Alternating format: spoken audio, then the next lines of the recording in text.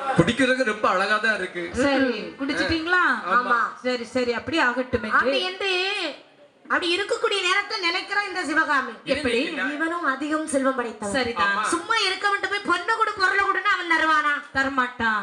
நம்மளுடைய மகளுடைய அழகிய நாட்டியத்தை வைத்துத்தான் ஆமா இவனுடைய பொருளை எல்லாம் அபகரிக்கணும். சரி பொருளை நம்ம கேட்டா தருவானா? தரமாட்டான். ஒருவேளை கொஞ்சம் தந்துருவான். ஆமா எல்லா பொருளையும் அபகரிக்கணும்னு சொன்னா இவனுக்கு கைவசம் உள்ள போகணும். சரி கைவசம் கொடுத்தானா இவன் கேட்காமலே கொண்டு தருவான். ஆமா.